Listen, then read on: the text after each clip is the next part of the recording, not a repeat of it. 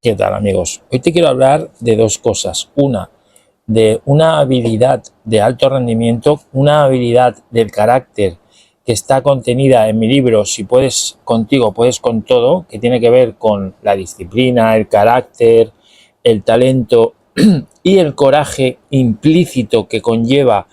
la gente de alto rendimiento que consigue realmente los objetivos a pesar de que se le ponga todo en contra, a pesar de su propia incompetencia, a pesar del miedo, a pesar del cambio del entorno y de todo eso, lo que dijo Stephen Hawking sobre la fuerza, la resiliencia interior que todos tenemos dentro, que nos permite, aun cuando todo se pone en nuestra contra, seguir hacia adelante. Y lo segundo es explicar por qué esto es así, por qué tenemos esa fuerza interior, de dónde sale y cuál es la, digamos, orientación de esa fuerza interior, ese superpoder que tenemos de supervivencia, que se oriente a la excelencia y se haga el bien, o se oriente a la maldad y se haga el mal, al asesinato y al canibalismo, como dice Claudio Naranjo, y me apoyo básicamente en experiencias que he tenido yo personalmente como emprendedor, porque yo llevo muchos años emprendiendo, y me apoyo también en las ideas de Claudio Naranjo cuando habla de dos teorías que él estudió muy finamente con lo que se llama la antropología social, que son el cerebro, la teoría del cerebro triuno, o sea, cómo se ha constituido el cerebro a lo largo de miles y miles de años filogenéticamente hablando, y por otro lado el proceso evolutivo que ha tenido el Homo sapiens sapiens. Conociéndonos, sabiendo de dónde venimos y de qué estamos hechos, es mucho más factible que te puedas orientar hacia conseguir cosas complicadas y que si la cosa se te complica lo consigas igualmente, porque como dijo Stephen Hawking, el ser humano se va a enfrentar a retos, se va a seguir enfrentando a retos importantes, climatológicos, consecuencias de nuestra propia creación tecnológica, cambios sociales, cambios culturales, migraciones masivas, abusos de poder. Todo esto son retos a los que nos tenemos que ir enfrentando y los que, como dice Claudio Naranjo, finalmente es la comunidad, es la sociedad, son los propios ciudadanos que nos empoderamos y que creamos soluciones. Igual que en el modelo económico se ha diseñado y se ha inventado una alternativa descentralizada como es Bitcoin, donde nos podemos intercambiar valor sin poder ser hackeados por el gobierno ni por los bancos. Pues todo esto son alternativas que al final acaban saliendo cuando ya el maltrato es tan insostenible que el propio ciudadano, los propios grupos de las comunidades se organizan para crear alternativas y crear soluciones. Hoy en día vivimos un gobierno que solamente en España lleva años expropiando propiedades, también la Iglesia, cobrándonos un 60% de nuestro trabajo y en forma de impuestos y metiéndoselo en gastos administrativos de su propio mantenimiento, de su propio organigrama, que realmente se está gastando el dinero en un sistema educativo y en un sistema sociosanitario que no tiene mucho sentido y siguen invirtiéndolo en lo mismo, por no hablar de lo que hablan otros expertos en política, que yo no quiero hablar hoy de política, sobre dónde se gasta el dinero y la cantidad de corrupción que hay en el tema este. Pero claro, corrupción con el dinero de los ciudadanos. De los autónomos ya ni hablemos, o sea, y de valorar el que un autónomo esté aportando valor y esté creando riqueza, esté creando trabajo, esté creando innovación, esté pagando sueldos a costa de que luego todo el mundo esté cogiendo dinero de la caja de la administración pública y los políticos estén gestionando el dinero de la manera que estén gestionando, por no hablar de la corrupción,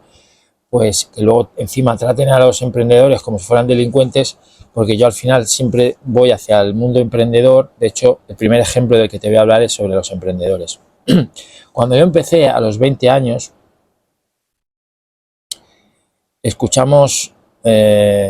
que se estaba ya poniendo de moda, pues en el año 2000, la liberalización de las telecomunicaciones, y por otro lado se estaba poniendo, ya se oían cantos de sirena sobre el comercio electrónico, es decir, se iban a vender cosas desde casa, año 2000, cosa que no se puso de moda, o que, digamos, Amazon no supo gestionar y amortizar gracias a la logística hasta 2020, pero nosotros ya en el año 2000 ya estábamos metidos en una empresa que utilizaba las telecomunicaciones para tener internet dentro de la televisión, y una serie de partners como Mercedes y otros partners que vendían a través de internet con un descuento porque se habían eliminado intermediarios, y esto lo hacíamos a través de redes de distribución. Yo tenía 20 años y me pareció una idea genial, me pareció que la industria de telefónica, o las telecomunicaciones y luego internet, era el futuro y el presente, y que el comercio electrónico nos iba a hacer millonarios. Y nos pusimos a trabajar y empezamos a montar equipos. Y había dos tipos de personas: las personas que no entraban, que no les interesaba, que no veían el futuro, que no veían nada delante de sus ojos, nada que les explicáramos, y luego había gente que entraba en los equipos pero que no hacía nada. Bueno, luego también estaban los líderes, que habían sido entrenados por Anthony Robbins y que eran unos oradores extraordinarios, porque al final yo lo que vendo son herramientas y habilidades de comunicación y de oratoria y de management y de creación y manejo de equipos y de resolución de conflictos interpersonales, resolución de conflictos para las ventas, etcétera, ¿no? Entonces esos líderes ya venían entrenadísimos por Anthony Robbins y nos vendieron la moto, y la verdad que era un buen vehículo para la independencia económica que yo siempre he buscado. Total, que esto me lleva a una habilidad que yo desarrollé, porque claro, si la gente no entraba, si la gente entraba y no hacía nada, o si la gente entraba y luego abandonaba, yo estaba moviendo equipos y equipos de 50 personas, invirtiendo dinero en viajes y tal, y claro, digo, es que no tengo vacaciones, es que estoy todo el día trabajando, es que encima esto es súper desagradecido, ¿vale? Entonces hay un sufrimiento, hay un trabajo excesivo,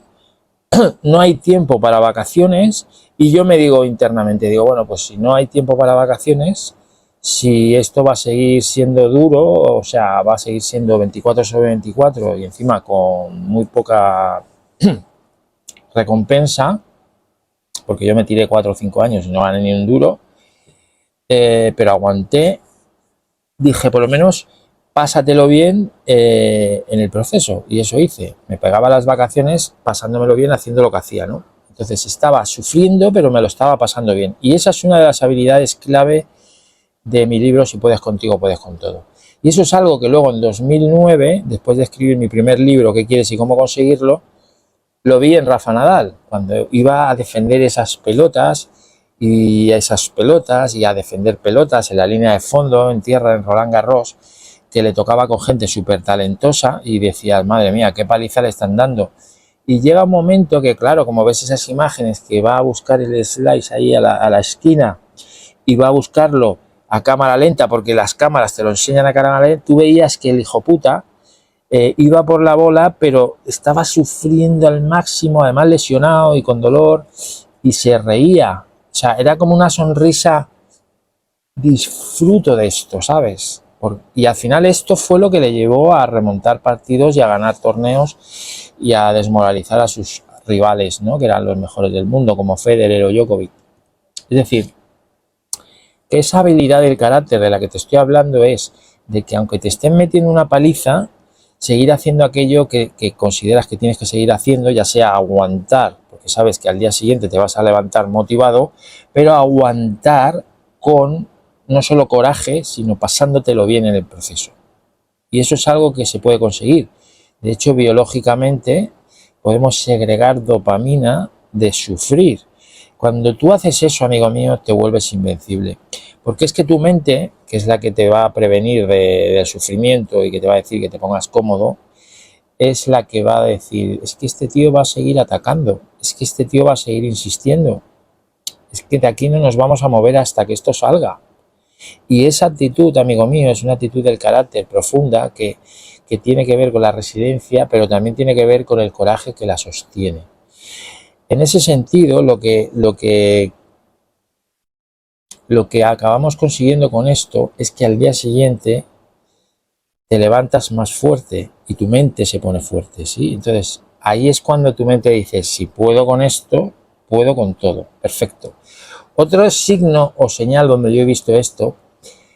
es en otros líderes a los que yo he modelado, ¿no? Como por ejemplo, líderes de... Bueno, te lo explico en el siguiente vídeo. Sí, en otra ocasión estaba yo con un amigo en una pizzería en el Paseo Marítimo de Palma, aquí en un sitio muy bonito, y era verano y hay muchos turistas, y él tenía un Seat Panda bastante humilde. Nosotros trabajábamos en un castillo haciendo un espectáculo y tal, teníamos el pelo largo, tatuaje, gente guay, ¿no? Y de repente hace así, mira para afuera y había dos grandullones, dos turistas gigantes, moviéndole el Seat Panda así, moviendo el coche así y riéndose, ¿no?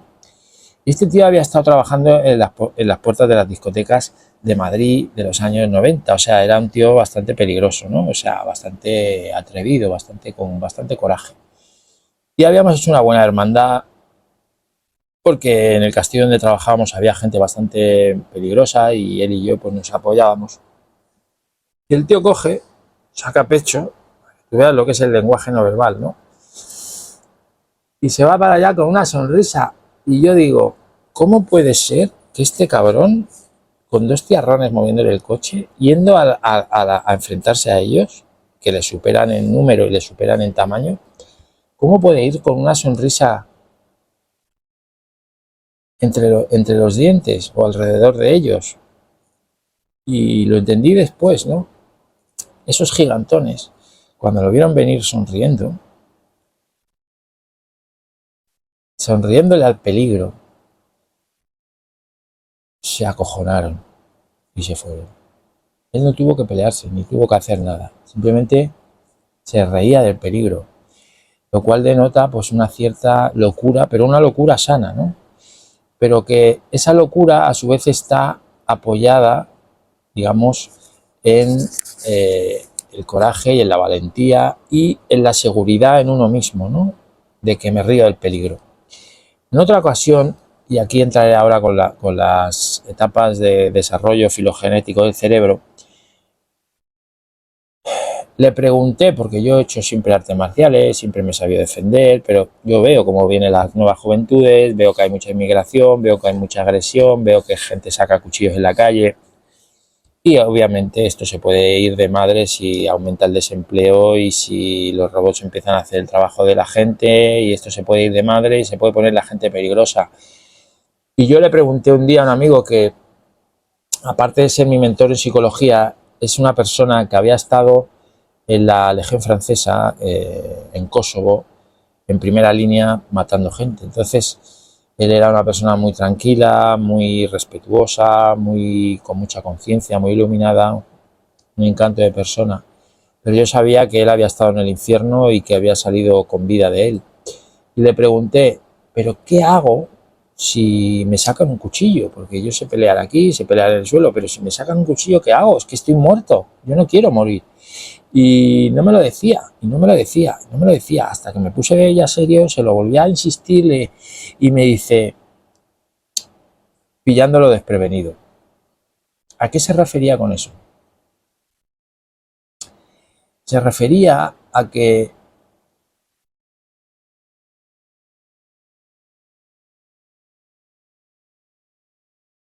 pillarlo por sorpresa. Se refería a que si te van a atacar y te van a matar, la estrategia última del Homo sapiens sapiens, y ahora voy a entrar ahí en el desarrollo filogenético del cerebro, es hacer como que no, como que tú no quieres morir, no quieres pelearte, no presentar ninguna resistencia ni oposición, y cuando el tipo se relaja o baja el cuchillo, entonces lo noqueas. Pillarlo por sorpresa. Esa es la estrategia del ser humano más hijaputa y que ha matado más gente por la espalda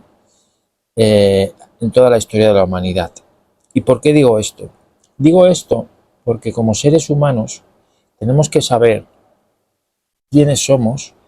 para saber hasta dónde somos capaces de llegar, no solo nosotros, sino también nuestra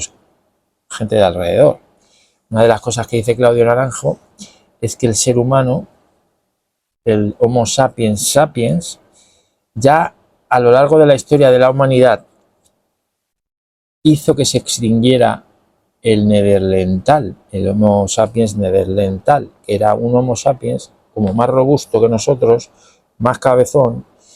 y por lo visto tenía el cerebro más grande. O sea, según Claudio Naranjo, era un humano más osito amoroso, o sea, más emocional, más cariñoso, más buena gente, ¿no? Y estaban asentados en los ríos, y nosotros, los Homo sapiens sapiens, vinimos de África y fuimos colonizando, porque estaba cambiando el clima y las zonas calientes se estaban poniendo más calientes, fuimos colonizando y lo que hicimos fue asesinar a nuestros congéneres, los Homos neandertales, para robarle todo lo que tenían y el posicionamiento estratégico que tenían en los ríos, hasta el punto de que se ha visto que esos neandertales que se han encontrado tenían el cráneo perforado porque, por lo visto, al Homo sapiens sapiens le gustaba comerse el cerebro de sus congéneres conquistados extinguidos. Y aquí la intención, podemos hacer dos lecturas. Una, que éramos muy malos, porque más fuertes no éramos, más robustos no éramos, ni teníamos más cerebro, pero por lo visto éramos más malos. Y eso hizo que prevaleciera nuestra especie sobre la suya. Por una parte, a nivel evolutivo, hemos sobrevivido los más inteligentes, pero también por más malos. ¿Esto a dónde nos lleva? Esto nos lleva a que sí, bueno, el cerebro del ser humano probablemente es alto en omega 3, por lo tanto es un buen alimento, es aceite bueno para la supervivencia, pero no deja de ser canibalismo. Por eso cuando Claudio Naranjo habla de canibalismo, también hace referencia a que esa valentía, esa inteligencia,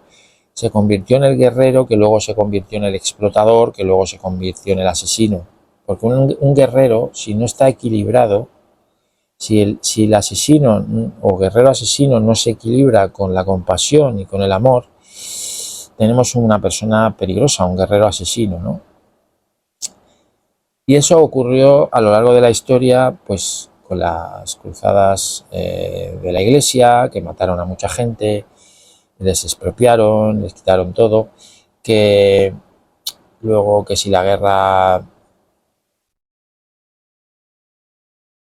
de la Edad Media, que todo eran guerras, que si luego las guerras mundiales que ha habido en Occidente, y sigue habiendo guerras y siguen pasando cosas. Por ejemplo, en Irán pues han matado a mucha gente los palestinos, y no sé si unos y otros, no voy a acusar a nadie, pero los americanos han avalado a unos para otros y ahí han habido verdaderos genocidios. También Hitler intentó hacer uno, también Rusia, cuando quería quitarse no digo Ucrania, pero antes que eso, no es que se quitara a un ser humano del medio o al presidente, que se llevaban por delante toda la raza de esa gente. Y todo eso, es decir, si tú coges a un ser humano sapiens inteligente, con maldad. Bueno, hay otro ejemplo que es el arte de la guerra de Sun Tzu, que dice eso, dice: el mejor guerrero es el que te pilla desprevenido cuando no te lo esperas, o sea, no el que viene de frente, no, el que viene, te hace creer que no tiene munición, que no tiene alimentos, que están muertos de hambre, que están débiles, que están enfermos, te hace creer eso, y por detrás viene y te invade y te gana, ¿no? Entonces, eso es la estrategia máxima, que eso lo que lo hace es el cerebro, el córtex. O sea, una vez que hemos hablado del desarrollo del ser humano, ahora te voy a hablar del cerebro triuno, porque muchas veces yo te he hablado o hablo de, cuando hablamos de autoconocimiento y de conocernos a nosotros mismos y de poder con nosotros, pero hacer un bien a la sociedad. También te he hablado de lagartos, te he hablado de lagartijas, de monos, de perros rabiosos, porque es que a veces cuando el ser humano no evoluciona se comporta de esa forma, que sería el mamiliano malo, o el lagartijo malo, o el córtex, neocórtex, o la parte más moderna del cerebro, diseñando estrategias para pillarte desprevenido y matarte por la espalda, ¿no? Entonces, lo que dice Naranjo es que tenemos un cerebro triuno, o sea, tenemos como tres partes de desarrollo del cerebro, ¿no? Un cerebro triuno. También Gurdjieff, uno de sus profesores, un hombre muy sabio de Oriente, hablaba de esto. El primero es el reptiliano, ¿no? Que estaría conectado con la columna vertebral, que tiene las habilidades, pues, de atacar, huir, esconderse, mimetizarse y sobrevivir, ¿sí? No tienen sentimientos. De hecho, una serpiente o un lagarto, cuando tienen huevos, los dejan ahí, se van, ni siquiera cuidan a los bebés. Y luego ya el mamiliano sí que empieza a cuidar a los bebés, lo cual ya implica un reconocimiento de que eso forma parte de ti, de que lo tienes que cuidar, de que está indefenso. Sería un poco lo que dice Claudio Naranjo, la energía femenina, la energía de acoger, la energía de cuidar, de nutrir. Luego estaría la capa del córtex prefrontal, o la capa gris que rodea el cerebro por la parte más externa, que sería la inteligencia ejecutiva, que lo que hace es planificar de manera estratégica. Si tú eres más fuerte que yo, pues te voy a ganar por detrás, por la espalda o lo que sea, ¿no? También tiene su parte buena, sí, que es más analítico, que decide en función de consecuencias, que también está conectado con el límbico, en el sentido de decir, esto si no es bueno no lo hago, si es bueno lo hago, aunque me genere un sufrimiento, ¿ves? Aquí estaría la vertiente de hago algo malo con buena intención por un bien mayor, o hago algo bueno para mí a corto plazo con una consecuencia negativa para ti a medio y a largo plazo. Y aquí estaría lo de las intenciones, ¿no? Entonces, muchas veces nos damos cuenta que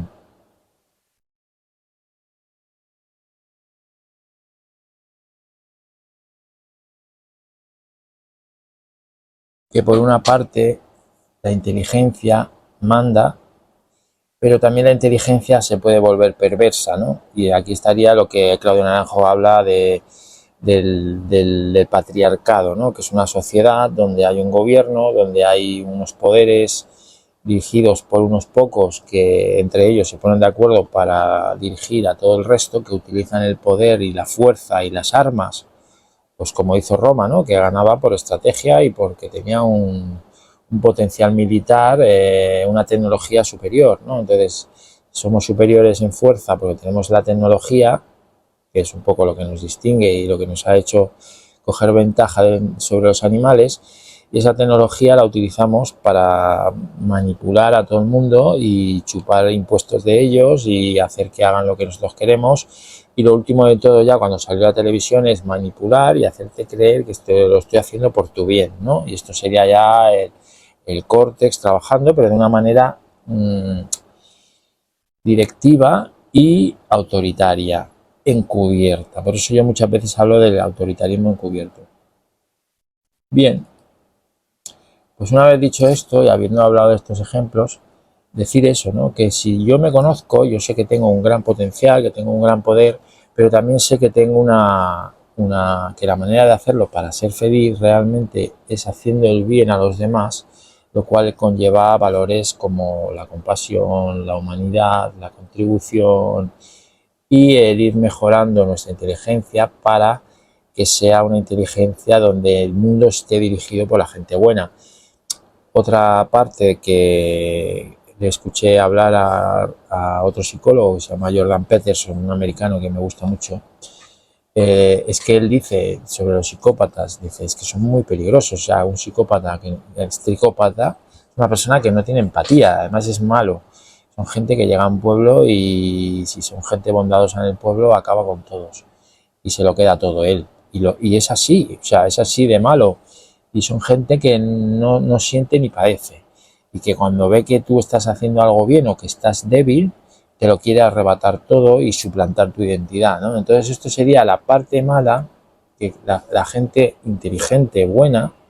deberíamos, a través del diálogo y la discusión, y acabo con esto porque esto es lo que ya se está empezando a imponer en los colegios a nivel educativo, es entrenar a la gente para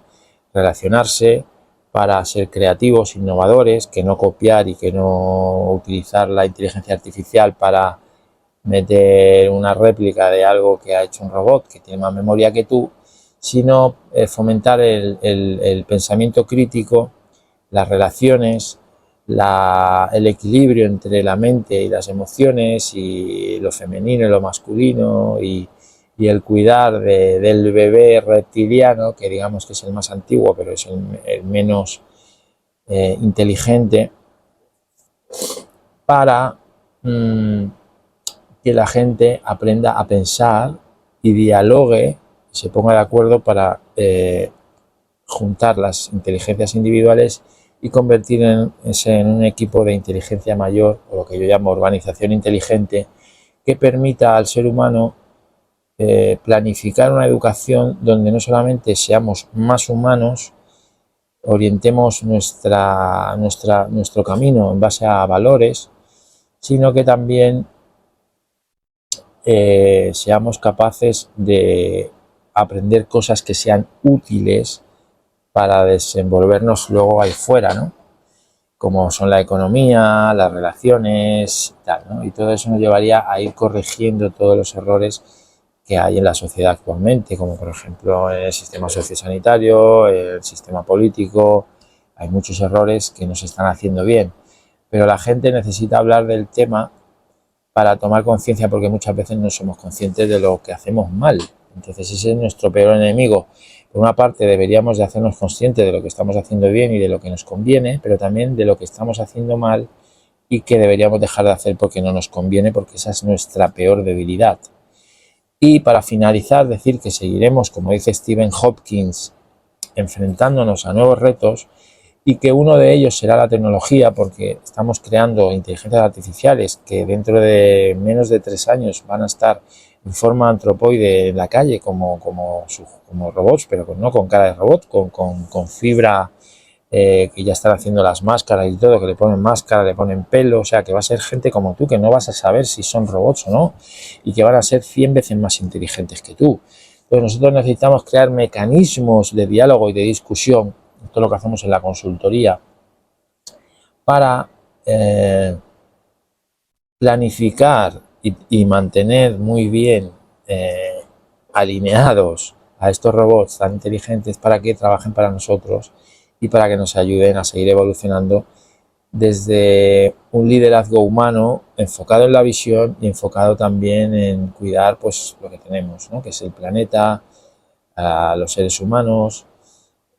Economía, se dice que va a ser abundante, que van a haber trillones y trillones y trillones de excedencia de dinero, y que el dinero no nos va a faltar, pero sí que nos vendría bien entrenarnos en ser humanos, tener mejores intenciones a la hora de hacer las cosas, y la gente psicópata, la gente que tiene el peligro de poder perjudicar y cargárselo todo,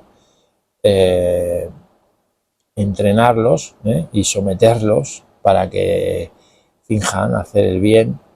y no el mal, y que le llevemos la correa corta, porque si no nos pueden joder el planeta.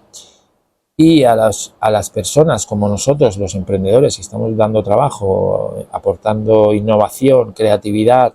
y expandiendo la esperanza en el planeta, en lugar de perjudicarlos o maltratarlos o cobrarles impuestos y cobrarles el autónomo y cobrarles no sé qué y cobrarles no sé cuánto y luego tratarlos como ladrones, en vez de hacer eso, si es una fuerza de bien y es una fuerza de creación, de riqueza, que no ese funcionario que está cogiendo de la caja a cambio de estar ahí sentado y comiendo bollería industrial, tampoco todos serán así, ¿no? Pero valorar lo que tenemos, que es bueno, y no,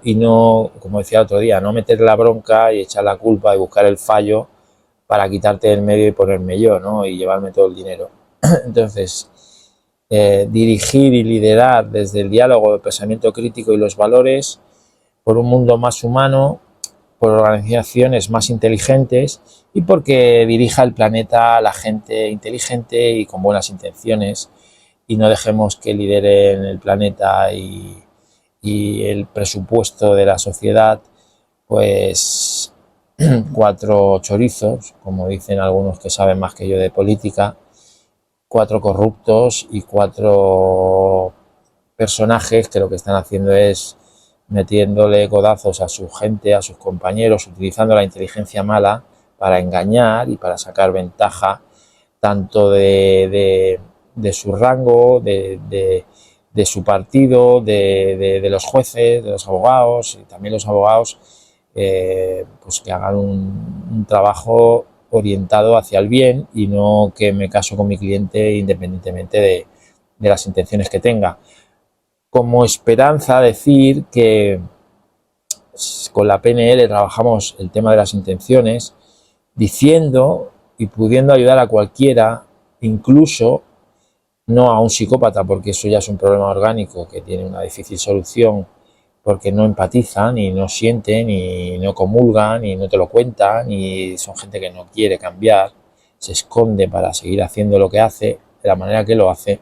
y culpa a los de fuera. O sea, esta gente, hay gente que no tiene solución, también aceptar eso, pero la PNL trabaja para el que se quiera mejorar y para mejorar a los líderes trabaja con la intención secundaria, es decir, en el fondo hay una intención buena, ¿no? Igual que el Homo sapiens sapiens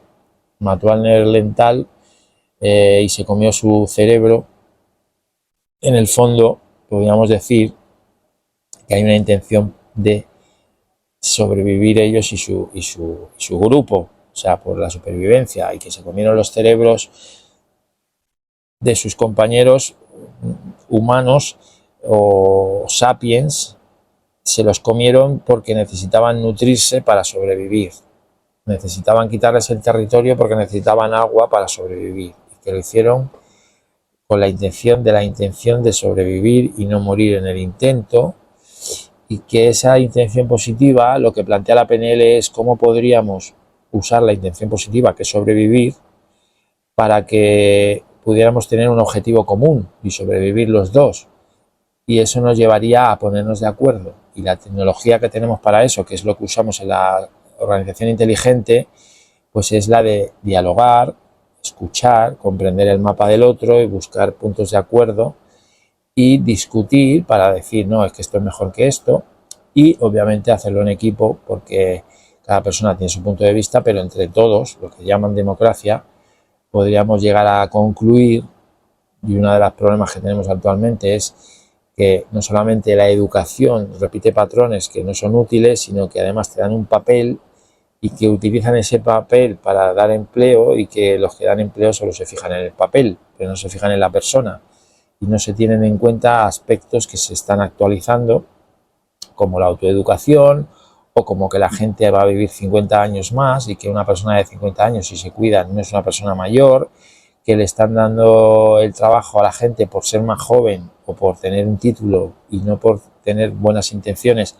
o por tener más experiencia y poder aportar más a la organización, y porque se quiere a alguien sumisa que no a alguien que pueda aportar realmente valor, por miedo a que no vaya a ser que este sea más listo que yo y me quite el puesto. O sea, todo este tipo de cosas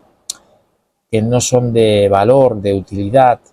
que no son auténticas, que no son humanas, deberíamos redefinirlas a través del diálogo y mejorarlas,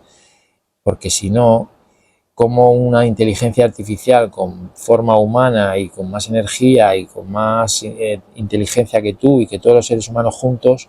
va a querer que un mono que come plátanos dirija el futuro de su nicho. Y si nosotros acabamos de salir de ahí, hemos dejado de comer plátanos y seguimos comiendo plátanos algunos, y nos comportamos como lagartijas o como sapos o como monos o monas, ¿cómo podemos pretender que una especie digital más inteligente que nosotros 100 y 1000 veces quiera que nosotros dirijamos el planeta donde también ellas están viviendo, porque han aparecido aquí por arte de magia igual que nosotros? Nosotros desde la biología y ellos desde la tecnología, pero es un poco el miedo que tiene la gente que sabe, ¿no? Dice, ¿quién va a dirigir el mundo dentro de 10 o 20 años? El Homo sapiens, el Homo sapiens neandertal, o el más inteligente se carga al menos inteligente de la misma forma que el ser humano digamos, maltratado y sodomizado y esclavizado a los animales y a sus propios seres humanos congéneres con menos poder, que tener menos tecnología, ¿por qué no iban a hacerlo los robots con nosotros? Entonces, si no nos ponemos a dialogar y a establecer protocolos para controlar a esta especie más inteligente que nosotros, aunque sea digital, ¿qué garantías tenemos de que no vayamos a desaparecer nosotros igual que desapareció el Homo sapiens neandertal? Muchas gracias, si te parece interesante dale like y nos vemos en el siguiente vídeo.